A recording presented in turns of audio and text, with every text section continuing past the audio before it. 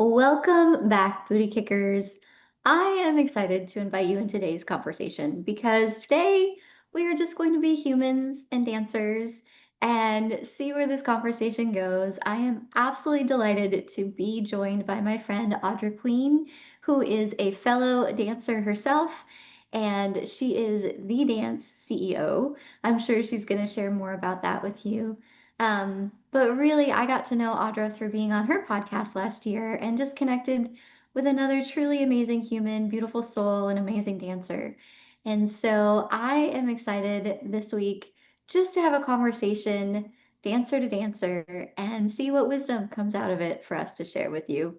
Audra, thank you so much for being here with me today. Thank you, Rachel. I'm excited to be able to talk with you again. I always enjoy a good conversation with you. Likewise. So, for those of you who are just, or for those who are just meeting you for the first time, I should say, would you like to take a moment and share a little bit of your story? Because it's pretty incredible. Okay, so yeah, as you said, I am the CEO and founder of the Dance CEO Coach. It's a virtual coaching business for personal development and business coaching for dance business owners. And I describe a dance business owner as anyone who serves the dance world. So, dance teachers, dance educators, dance business owners of all capacities, virtual, in person, dance administrators, the gamut. Um, I absolutely love doing this. I did grow up dancing like you said, I'm a dancer, and I never once in my life thought I'd have a dance business. I pursued dancing professionally for multiple years, and I ended up going to college, which was never on my radar for dance, and then I ended up going and getting my master's in dance, which was never on my radar. And it's there that I fell in love with choreography and teaching dance and learning. I actually love teaching college and dance and like lectures and stuff, which not a lot of people are like, what? I'm like, love it, absolutely love it.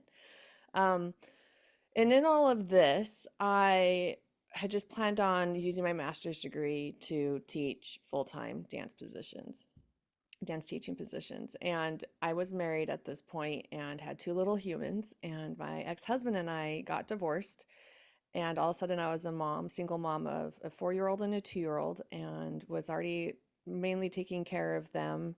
And I had this opportunity for a blank slate in front of my life. And I was like, I could just go and get a 9 to 5 job, or I could take some time to figure out really how to utilize this rare opportunity I have.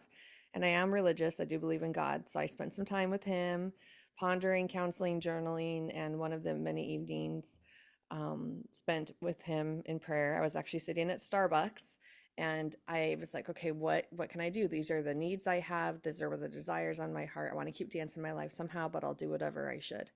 And he came to me so strongly. This idea came that I needed to start a dance business, and I needed to start teaching dance classes virtually online. And this might seem normal, but this was 2018, a year and a half before COVID hit. So it wasn't normalized yet. And so, like, one, I was like, what? A business? And two, like, virtually? But it intrigued me and it checked all my boxes. And that night I Googled how to start a business in Louisiana, where I live. And I started the process, had a question, Googled it, implemented the answer. I just repeated that process. And then a few months later, I said, hey, I'm taking on virtual dance clients and students. And I had many people reach out and say, I want to work with you, which surprised me. And that was able to start my journey. And then when COVID hit, all of a sudden I was an unexpected resource for dance business owners all over the world of how to teach online, move their business online, think about all the practicalities of, if you have minors, licensing it, no, like the whole thing. So I just kept offering free workshops that first month that everybody was in lockdown. And like not thinking I'm like an expert in this. I'm just like trying to help the dance world. And people started sending me money in gratitude or hiring me to work with their whole team or work with them one on one. And also, my business model was no longer viable because now everybody was offering free dance classes online. And so no one needed to pay me anymore. But unexpectedly, I was pivoted into supporting others in business coaching with their virtual business models, and that pivot has stuck. And through that process, I also was really doing my own personal development because of my divorce. And in that journey, I was also really getting clear on understanding what was already aligned with my dance educator thought process, which is always taking care of the human before the dancer. And this was also becoming apparent in my coaching process. And so I now focus on personal development and business coaching in a wide gamut of things and absolutely still love it. I still am an adjunct college dance professor and I run this coaching business and I have a second coaching business that serves women. And in all of this, somewhere in there, I just want to share too. So, in case you're like, what's happening during this call? I also have adult diagnosed ADHD and autism, which has been a beautiful part of my journey and really help me support those I coach. So, yeah. So cool. You're such an incredible human. And I love hearing that story. And I think in there, I'm going to kind of follow the trail a little bit because we were kind of talking about following the dance of life. And, when I was younger, I really thrived on having everything choreographed. And improving was very difficult for me. And the older I get, the more I realize that all of life is improv, right? We don't Mhm. always get the choreography. I would say most of the time we don't. And so it's just really about tapping into the rhythm that you feel in the season. And I also believe very strongly in God, and so where you feel yourself being led in the dance in this moment, and a lot of times I think that looks extremely different than what you ever thought it would, maybe even what you ever wanted it to. I think it's so interesting that you started a business online teaching dance before that was ever a thing, right? And then ended up being able to support others when they were doing that. And if you hadn't followed that nudge, that direction to, that lead, we'll just use the dance terminology. If you hadn't followed that lead to launch that business, you wouldn't have been in the position that you were to serve those dance studio owners then and the way that you serve dance businesses now. And I just think there's something so beautiful when we are able to let go of the choreography and just be in the moment, in the dance of life. What would you Yep. say to that? I absolutely agree. If I Mhm. had continued on the path that I choreographed for myself when I was younger, I would have been dancing ballet professionally. That would like end all be all, period. Um, Not knowing the things I know now, like I'm autistic and have ADHD, and I really don't do well in 9 to 5 consistent rehearsal, retain choreography, last minute kind of processes all day long, and amongst other things.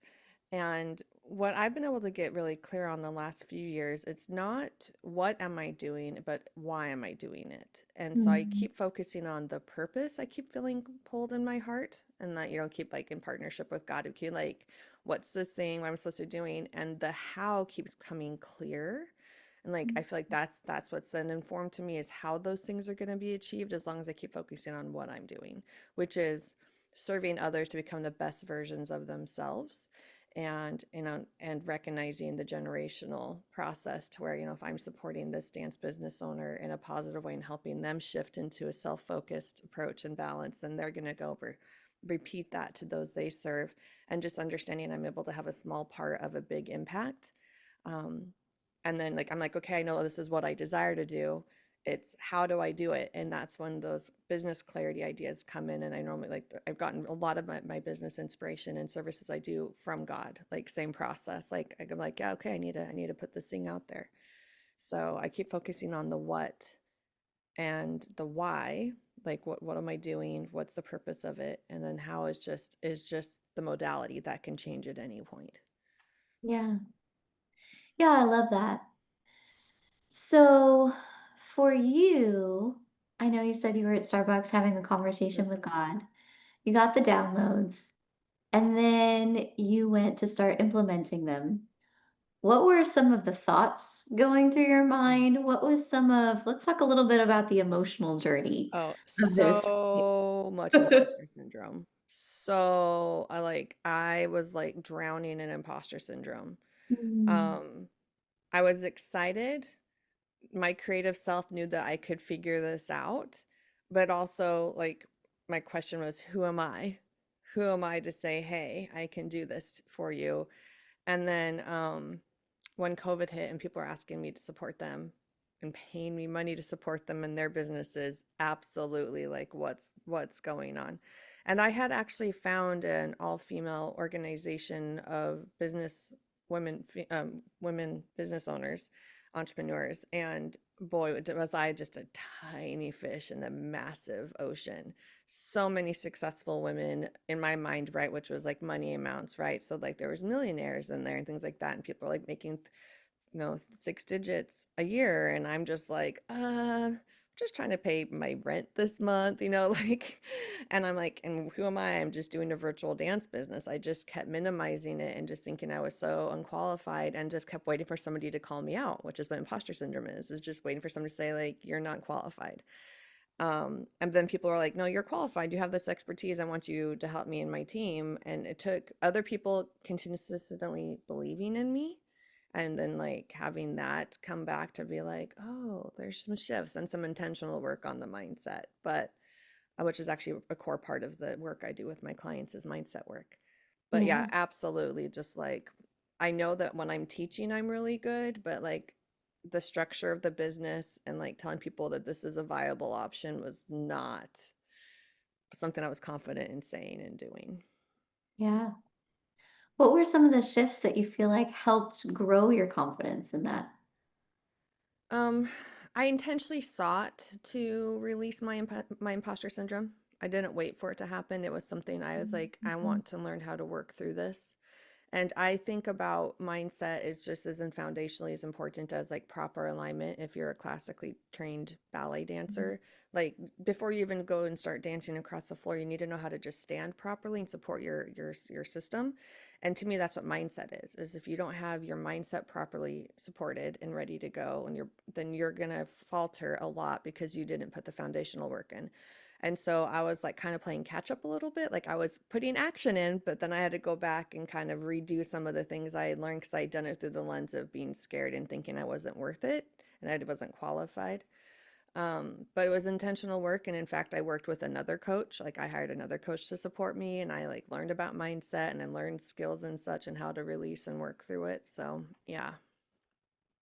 Here's an interesting question because I feel like so many of us struggle with that, Mm-hmm. whether it is on stage or in our businesses. But here's the thing, I also feel like I'm going to back up to what I just said a second ago. Most of us are totally comfortable on stage. Mm-hmm. And yet, when it comes to putting ourselves out there in business, we're like, ah, who am I? What am I Yep. doing? You Yep. know? That's absolutely a very common mindset that I help those I support shift into, that they actually can proudly own that they are a dance business owner or they do the thing without thinking they have to minimize it to have somebody Yeah. else believe them. Why do you think we struggle with that so much? Because it's not something we were introduced to when we were younger. Like we're comfortable with the dancer identity because we've spent our entire lives with it, but we weren't given business information or ways to better promote ourselves. We've had to kind of figure out on our own. And because one of our techniques we've had to learn is comparison to improve ourselves. So we absolutely use that against us when we're like, oh, well, I'm already not good at this. And look at so and so doing something similar and look how successful they are, having no idea how they got there, right? And their challenges. Just like when we're in the classroom, we see somebody doing phenomenally, and we just forget that they weren't born like that, right? They had their own challenge. Like, wow, they probably came out of the womb doing that. Like, that's not how that worked. So we absolutely take in things that have helped us become better dancers, have then hinder us in these opportunities when we have new identities to take on and roles and opportunities. I've thought Ooh, a can lot you about dig into this. that? I know, I was gonna say, can you dig into that a little bit more? Yeah. So I think one of the, I mean, and I'm completely guilty of this. Like, I absolutely took on the identity of dancer, like heart and soul, like I am a dancer. And when I started having other things show up in my life, just like I'm sure many of you can relate, when dancer wasn't the only thing you've done and you felt so lost, and were people going to still like you, and how you're supposed to behave and do all of these things. And for me, as I've wrestled with that, what I've landed on is I'm actually a creative at my core. And Mm, dancing is one of the ways I express my creativity because there's many other things that are creative that I love as well.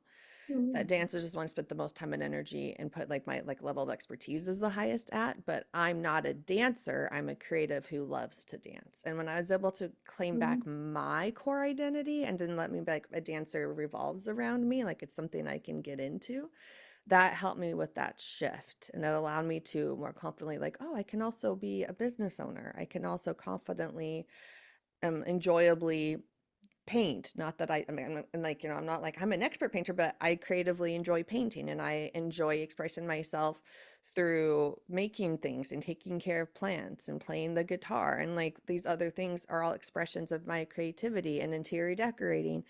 And they're all in the same category of dance as an express, like they're all forms of ways I express myself. It just happens to be that I've spent the majority of my life focusing on dancing as that expression.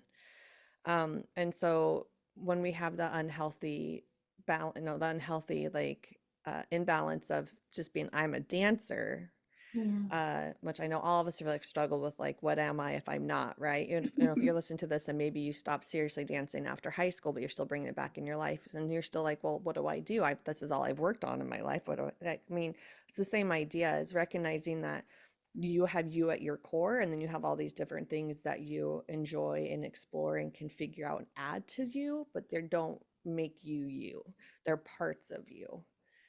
So, I love that. And this idea of I'm a dancer, but that's not all there is to me. And that's a good thing, right? Because when I was a professional ballet dancer, sounds so silly to say now, but I didn't want them to know I could do anything but dance. I didn't sing in front of people except my closest friends. I didn't play the piano in front of people. I didn't like, the only thing I wanted to be known as is I am a ballet dancer. This is who I am. And I look back and I think it's so funny that that's what my little 17-year-old brain was so fixated on, right? Like, this is everything.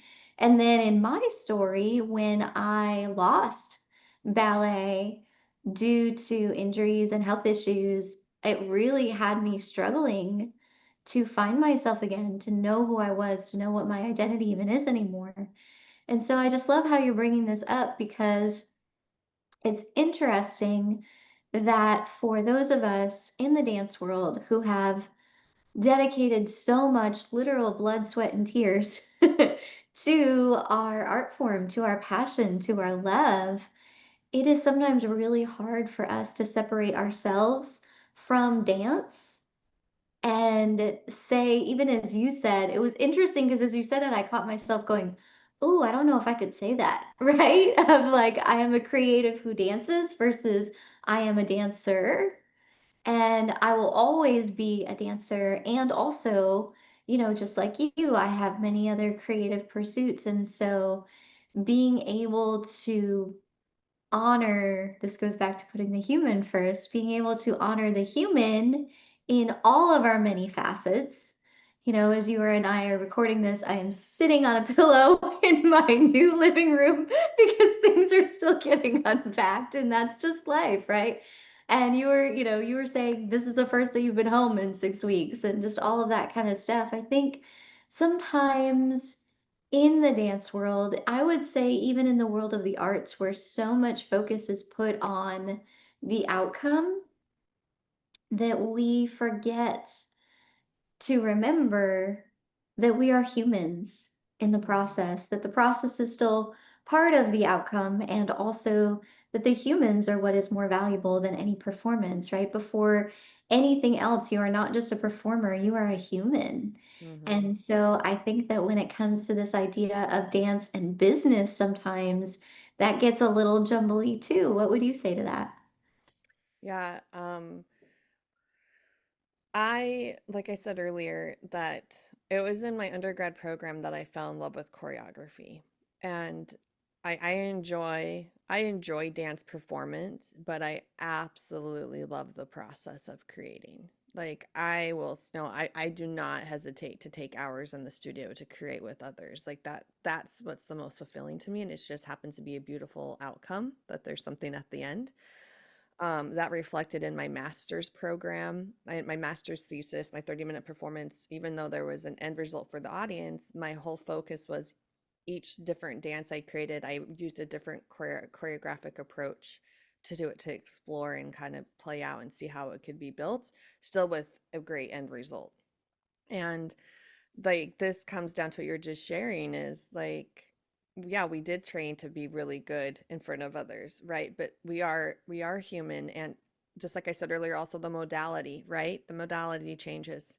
But who I am at my core and can develop myself as Audra is my why. How can I become the best version of myself? And the modalities that are getting me to here now and what's going to take me forward has been many years of pursuing ballet and dancing professionally.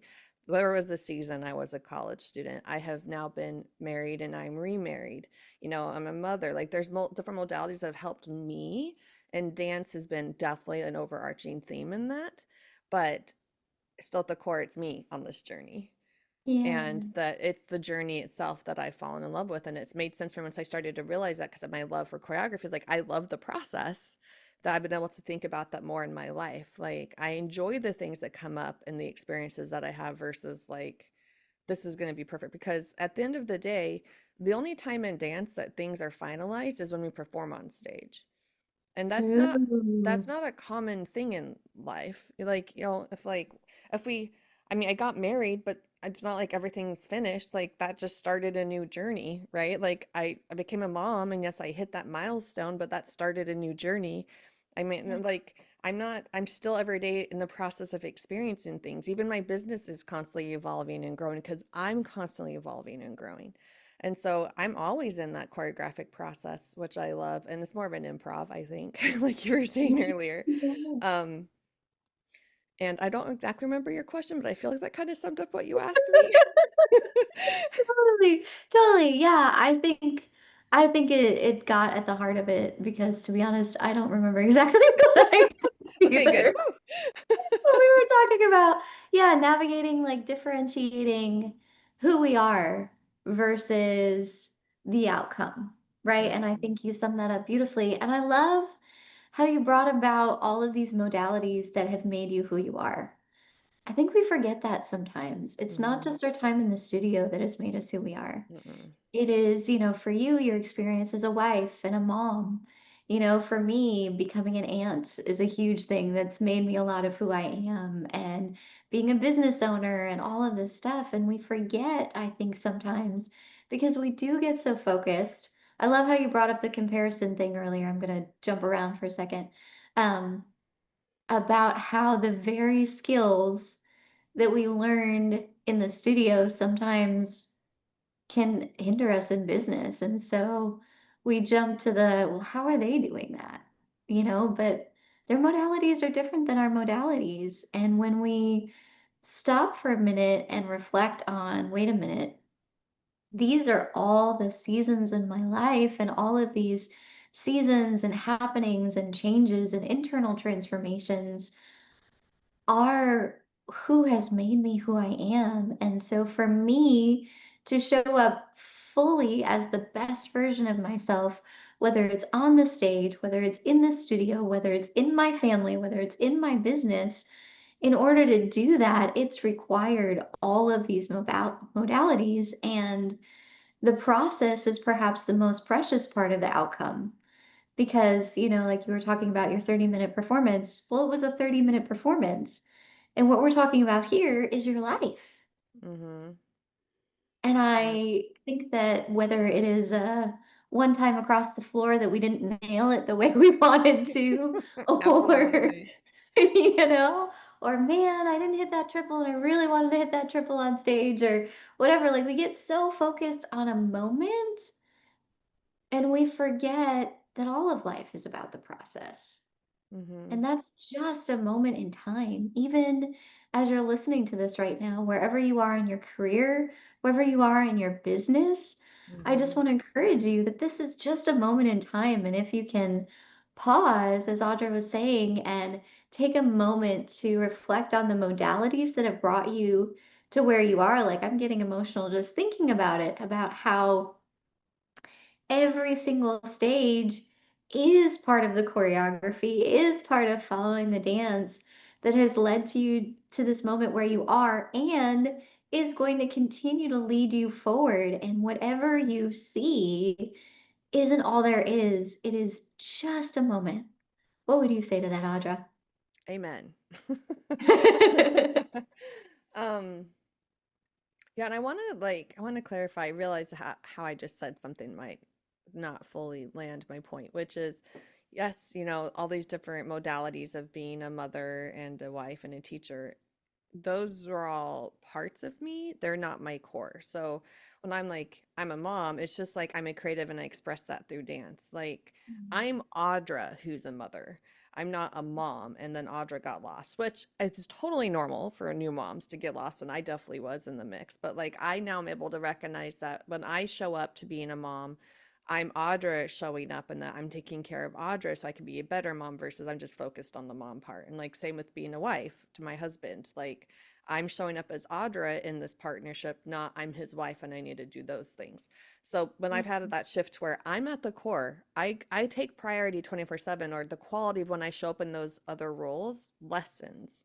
And I really strongly believe, and I use this phrase a ton regularly. I guess you could say it's my unofficial tagline in my business, but your professional life is only doing as well as you're doing personally. That no matter what's happening in your life professionally, if there's any challenges, I guarantee you we can point it back to personal stuff. And every time someone comes to me and it's like, hey, I want to work on these things in my business, I'm struggling. I'm like, awesome, let's pause. Let's check in with you. And sure enough, there's a major imbalance, which is very common in the dance world. And then we'll work on bringing that balance in. And naturally, a lot of their challenges disappeared. And then we can really Mm, hone in on what really is the core problem that we need to focus on enhancing or improving, or a new skill to learn or a shift to make. And it always comes back to like, so when someone's like, this is a challenge, I'm like, well, let's revisit. How are you mm, doing personally? And not even like, how's your personal relationships, like you as a human?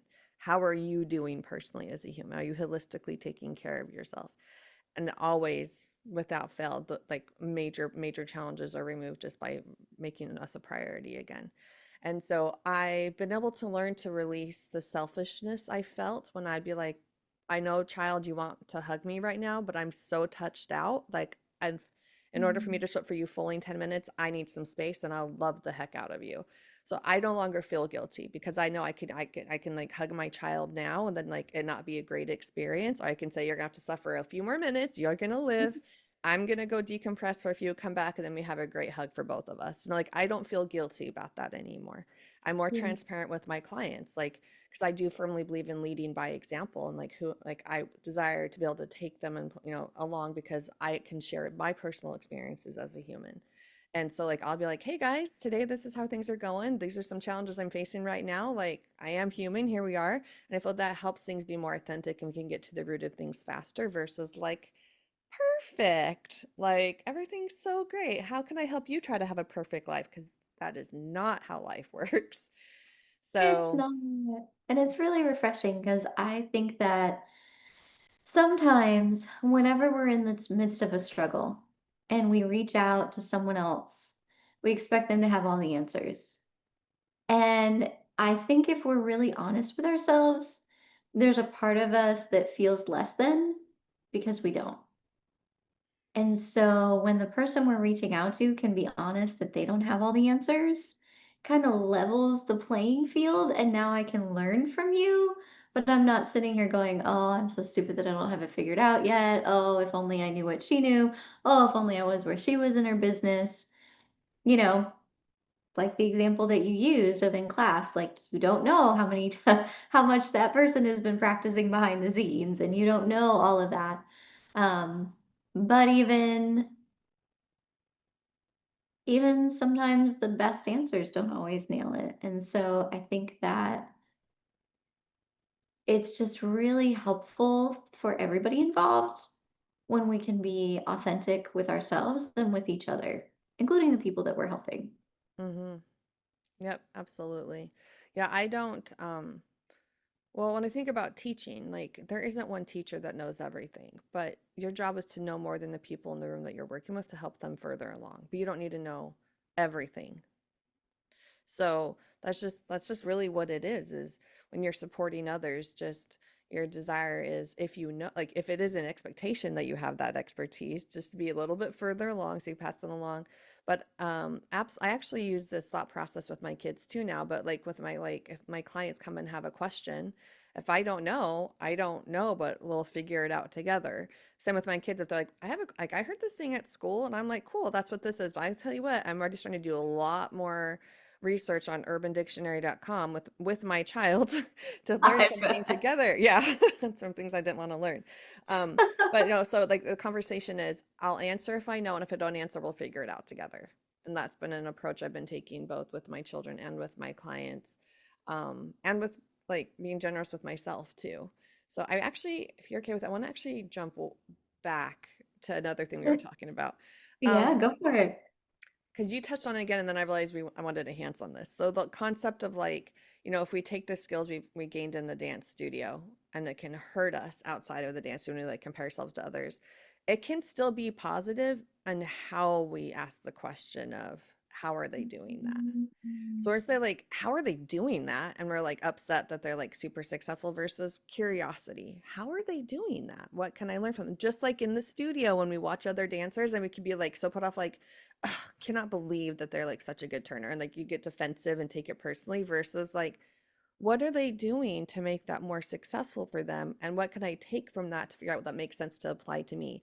Absolutely translates into the professional world. A thousand Totally. percent. So when I look at others who are also dance business coaches, I'm not like, how dare they have clients? Because I mean, no one can serve everybody. I'm like, wow, that's so cool. They have such a great like engagement and like their community really responds well to them. Like, what is it about them? And I'm not going to try and take on their thing, but it helps me be more aware of what can I do for myself and my space to let that community and connection grow, right? It's Yeah. how are they doing that? Not how are they doing that? It's just that shift in the mindset and the approach of it. What can I learn from someone else? Because there's room for all of us versus I can't believe they're doing that. And if they're doing it, then there's not enough room for me. Yeah. Oh, I love that. That's so good and so healthy. I want to now ask you to jump back Yes, again I love this. because My because ADHD brain is very happy right now. It loves to jump oh, around. good. Because we were talking about something that I think is so powerful in life, right? And my cat is probably going to walk in front of the screen in a minute. Totally fine. Speaking of, so powerful in life as well as business, as well in performance, like all of that. I want to go back and touch on this idea of imposter syndrome. Hmm. And we talked about kind of how dancers struggle with it and all of that. But I want to dig a little bit deeper Hmm. and just kind of reach out to the person who maybe is feeling it right Hmm. now. And yeah, I know you have a lot of wisdom in this area. So, whatever you want to say to the person who is listening, who is maybe struggling a little bit, and maybe that is in business, maybe that's just kind of in life. I think it's interesting, when you were saying what you did a moment ago about your job is just to know a little bit more than the person that you're serving. I think sometimes we forget that that's true in multiple areas of life, Hmm. right? And that we feel like if we don't have all the answers, then we're not equipped. But if you have the answer then somebody needs, then you're equipped to serve that person. So, yeah, would you speak to that for a minute? Yeah, I'm actually glad that we circled back because I was thinking that I really wanted to be able to leave like a practical tool that people can start applying because I mean, I can say a lot of things right now, but when you're deep in imposter syndrome, right? Like you're not, someone else's words aren't going to flip the script for you in your mind. Like it's something that you have to do the work on. It's just like a teacher giving you a correction in class and they can tell you all day long to do this one thing, but until you actively take the time to apply it, no changes are being made. It's the exact Yeah. same thing. So there's actually this process. I had heard a version of this and I've tweaked it and expanded on it for myself. And I was like, oh, this really works. And I started teaching it to my clients and, just anyone I talk to who asks. Um, and I call it the 4 C's. And Ooh. um, I'll take you through it in a sec. And when you first do this, if you listener choose to take this on, I would encourage you to do it in the form of writing or journaling it because it's so deeply embedded in you somatically that you're going to need to do a lot more processing to bring it to the surface versus just think it through because your brain's just going to tell you what it wants to hear. So at first, you're going to have some deeper work to do. And so journaling or writing it down, the actual thought process, I have to give you these cues. But then eventually, just like learning a new dance skill, the more you practice it, the easier it becomes, and you can just more quickly apply it. So the first one is claim. The very first thing you need to do is claim the thought that you're having, the lie that you're telling yourself. No, the conversation you have to just own that you're saying, I'm actually telling myself that I'm not good enough to do this thing, because we don't normally realize that's what we're doing, right? We're just like we're having thoughts. We're not like actually like, oh, I'm actually saying this to myself. So you would write that down. You just be like, okay, I claim like this is that I'm not good enough to do this because so and so is excelling at it, or whatever the thought is. The second is you need to challenge it. Can you prove without a shadow of a doubt that that thought that you just claimed is 100% true? And the answer is always no. But you first need to talk yourself through the reasoning as to why that is. Can you prove without a shadow of a doubt that you are not as good as the other person? Like what is it that would prove that for you, right? And there isn't. But you like don't just like it's not like a one sentence journey. It's like you're writing out like what why. So then the third one is you need to change it. You need to change it to what is true. And this is where some phrases, which I know Rachel, you're familiar with, like the yes and statements are really helpful. Like, yes, so and so is doing really well. And yes, this is where I'm at. And I also have the capacity to prove in my own path at the same time. So you're not disowning your concerns and fears, but you're shifting into what is truth versus just a lie you're telling yourself, which is more healthy versus like, avoiding that you're still concerned. Yes, so and so is further along in their journey, and I'm on my own journey, and I'm going to make progress on my own time, like whatever the thing is. And then the fourth C is call. You need to actually call it out loud. You need to say it out loud to yourself what you've changed into what is true, because your brain needs to hear it to have a more quick impact in your body versus just think it. You need to actually say out loud to yourself, yes, da da da da da, and like you say it, and then your brain, your body, like, oh, and you might not fully believe it yet, but the amount of imposter syndrome has lessened, and you're going to need to keep regularly calling it out, what has become true, and that change you made until you're fully on board with it. It's your reframing the thoughts you've been having into what's true that can help you move forward. Another way you can very easily change a challenging thought is adding the word yet at the end. And you just Mm. say, I have not succeeded in this thing yet. And you just opened up the entire possibility versus you added a period and that's it. So you need to claim the thought. You first have to have the guts to like be honest with yourself and tell yourself what you're really thinking about it and feeling about it. Then you need to challenge it. Can you actually prove that thing is true? The answer is always no. And then three, you need to change it to what is true. And you can use a yes and format or add the word yet at the end or combine both of those. That's very powerful. And then you need to call it out loud. You need to say it out loud to yourself as many times as needed as you keep having those thoughts pop up to replace it, just like replacing an old bad habit a dance teacher helped you realize you were doing. You have to keep doing it to get your brain to rewire to what is supposed to be happening versus what habitually you've been doing for a long time. I love that. That's really powerful. Thank you so much. Yes. So Oh, the I the just, the yeah. goal with it, the goal with it when you know you've really ingrained it is when you can just very quickly catch something, do the reframe, go through the four C's and like think through it and be like continue on your day without having to sit down and have like a 30-minute emotional session with yourself, right? Because you got to do some deep work at first. But being at the point where you can like, oh, okay, like I know for me that I knew I would like land it as like a consistent tool is one day I was walking across my parents' kitchen. It's not huge. I was like going into the kitchen to the fridge, and all of a sudden I realized I was having a certain negative thought, and I just like did the four C's as I was walking, and by the time I got to the fridge I had like reframed and already like called it out, and I was like, okay, like that happened, like and that for Mm. me was like that was still like a distinct time that was like, okay, it's now a skill that I'm relying on naturally and habitually versus I have to keep intentionally putting effort into it. That's cool. That's really, really cool. Just like anything that you practice, Yep. whenever you're like, oh, I just did that. Yep. Oh, that happened. And I still use it.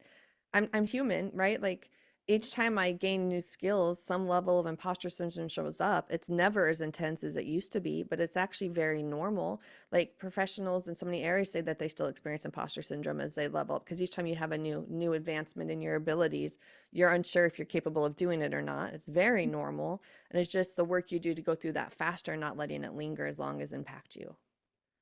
I love that. Super powerful. Thank you so much. Yeah, Well, I just love talking to you, I my know friend. we could talk forever. I know we could talk all day, but I know we need to let our listeners go. So, before we wrap up, what is the best way for people to get in touch with you, follow you, learn from your wisdom, all the good stuff? So I my business has always been on Instagram. That's where I show up the most. You can follow me and find me on there at the Dance CEO Coach. And I love a good DM. I love a good DM chat. That's how Rachel and I connected. Pretty much all my guests in my podcast have all come from just connecting with people in the DMs. And yeah, if you were listening to this and would like, I would love to know how you're doing or something you took away from, you can reach me there. And then you can also email me any specific thoughts and things at the dance CEO coach at gmail.com. And I'm about to launch, I have a website, but I'm about to launch my new website at the dance CEO coach.com. Woohoo! And I will put those links in the show notes as well. Thank you. Oh, and I have a podcast. I know I keep saying that. It's the Yes. Dance CEO podcast. And you can listen to my episode there. Yes, yes, yes, yes. Rachel, you should link that in your show notes too, because your I episode's will. awesome. I will. I sure will. That was a great conversation. Hmm. Well, thank you again so much for being with us today, Audra. Booty Kickers, I know that you got a lot of value out of today's episode, and I hope more than anything else, you heard a conversation between two friends, two dancers, and most of all, two humans being raw, real, and vulnerable about our journeys and things we're learning along the way. And with that, we'll catch you on the next episode. Keep kicking it.